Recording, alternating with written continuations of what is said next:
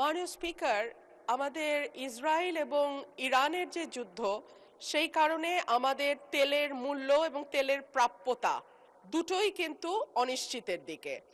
আমি আপনার মাধ্যমে মাননীয় মন্ত্রীর কাছে জানতে চাই, বাংলাদেশের মূল্যস্ফীতি বহুদিন ধরেই ডাবল ডিজিটে ছিল, এখন সেটা 9% কিছু উপরে, খাদ্যদ্রব্য বিশেষ করে।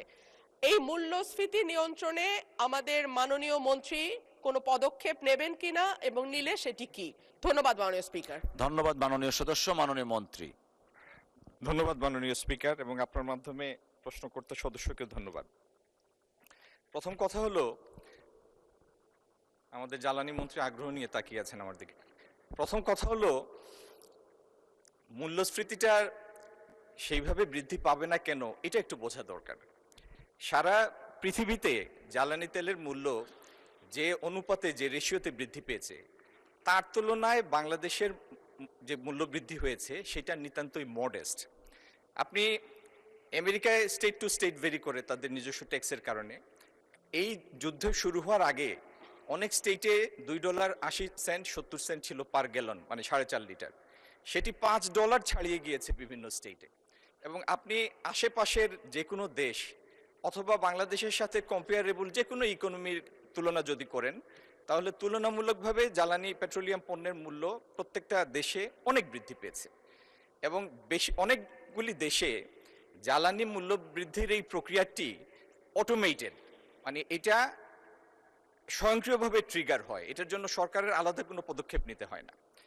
আমাদের এইখানে যে বৃদ্ধিটা হয়েছে ডিজেলের ক্ষেত্রে, 100 টাকার ডিজেলকে আমরা 115 টাকায় নিয়েছি, 15%। আমি শুধু বোঝার জন্য বলছি মাননীয় স্পিকার, একটা শিল্প কারখানায় তাদের যে কস্ট থাকে, কস্ট অফ প্রোডাকশন, তার মধ্যে 7 থেকে 8% থাকে ম্যানুফ্যাকচারিং সেক্টর ভেদে, 7 থেকে 8% থাকে জ্বালানির মূল্য। তো সেই 7 থেকে 8%কে যদি আমরা 100% ধরি, তার 15% ডিজেলের মূল্য বৃদ্ধি পেয়েছে। আচ্ছা, সেইভাবে যদি আপনি পরিবহনের ক্ষেত্রে চিন্তা করেন, 200 কিলোমিটার একটা বাস রান করার জন্য তার কম বেশি 25-30 লিটারের মতো ডিজেল লাগে। এই 30 লিটার ডিজেলের ক্ষেত্রে 450 টাকার মূল্য বৃদ্ধি হয়েছে। এই 30 লিটার যদি আমি ট্রাকের পণ্য পরিবহনের জন্য হিসাব করি, এই 30 লিটার মূল্যের অভিঘাতটা পড়বে 10,000 কেজি পণ্যের উপরে। তার মানে এমনি শুনলেই যেটা মনে হয় যে জ্বালানির মূল্য বৃদ্ধি পেয়েছে, কিন্তু আমরা যদি পরিবাহিত পণ্যের ইউনিটের ভিত্তিতে হিসাব করি, তাহলে সেই বৃদ্ধিটা ওরকম মূল্যস্ফীতির জন্য ওইরকম মানে মূল্যস্ফীতির ঘটানোর মতো উদ্দীপক কিছু না, ওরকম কোনো এলিমেন্ট না। আর একটা জিনিস তো ঠিক, আপনি অর্থনীতিকে এমন একটা জায়গায় নিয়ে যেতে পারবেন না যেই জায়গায় ফান্ডামেন্টাল ব্যালেন্সটা ইমব্যালেন্সে পৌঁছে যায়। সেজন্য পৃথিবীর সব দেশ যে নীতিটা নিয়েছে, আমরা সেই